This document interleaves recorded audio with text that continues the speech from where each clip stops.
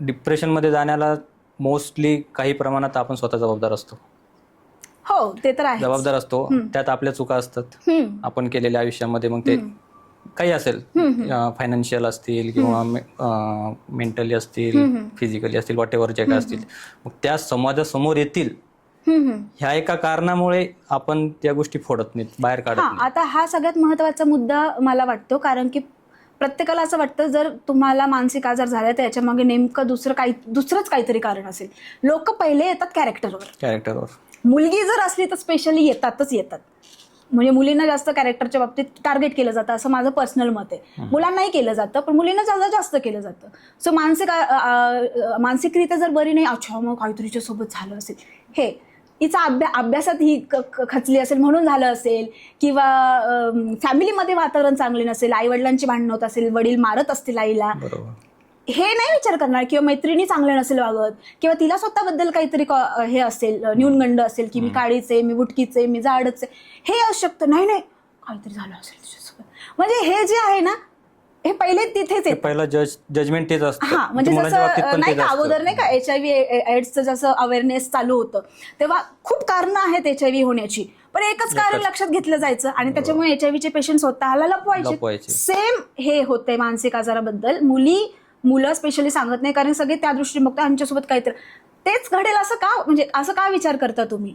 कारण कॉम्पिटिशन एवढं जास्त आहे, ते परीक्षेत नापास झाला असेल किंवा त्याला चांगली नोकरी लागली नसेल किंवा मित्रांमध्ये भांडणं झाली असतील किंवा तो झाला असेल, असे असतं बऱ्याच वेळेस की काहीच झालेलं नाहीये, नॉर्मल चालू आहे, सगळं नॉर्मल चालू आहे, सगळं छान आहे, जसं परफेक्ट म्हणतो पण सगळं परफेक्ट आहे, तरी पण होतं. आता हे होण्यामागची कारणं असं असतात, आपल्या मेंदूमध्ये काही रसायन असतात, केमिकल्स असतात.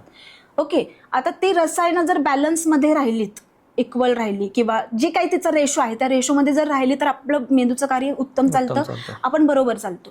पण ती रसायनं जी केमिकल्स आहेत ती जर कमी जास्त झाली, कमी पण नको व्हायला, जास्तही नको व्हायला, ती जेवढा रेशो हवा आहे तेवढाच असायला हवा, ते जर झालं तर मग आपलं मेंदूचं काम बिघडतं. मग आपण समजा डोपामाइन हे एक रसायन आहे, ते जर अति जास्त झालं तर आपण खूपच जास्त खुश राहतो. बरोबर. आपण बघतो काही लोक खूप उड्या मारत असतात, असं खूप जास्त एक्साइटेड असतात वगैरे, आणि काही लोक खूप शांत असतात. आणि ते डोपामाइन जर खूपच जास्त कमी झालं तर मग एकदम तुम्ही चांगल्या वातावरणात आहात, चांगल्या कुटुंबात आहात, सगळा आनंदाचा क्षण आहे, तरी पण तुम्हाला आतून उदास वाटतंय कारण तुमच्या मेंदूतलं डोपामाइन कमी आहे. सो आता हे कशाने होतं तर हे एकतर जसं म्हटलं की काही आयुष्यात घडल्यानंतर ते त्या रसायनांवर परिणाम होतो आणि त्याची कमी जास्त होते त्याचं प्रमाण.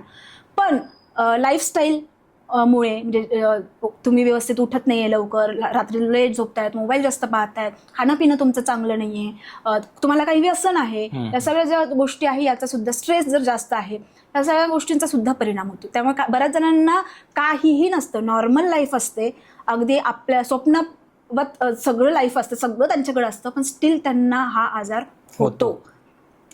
आणि तेव्हा त्यांना सांगायला ते जास्त लाज वाटते की अरे माझ्याकडे तर सगळं, मी कसं हे सांगू ना, कुठल्या तोंडाने सांगू, की मला सांगायला काही रिझन पण नाही ना, कशामुळे म्हटलं तर मी काय सांगू, कशामुळे.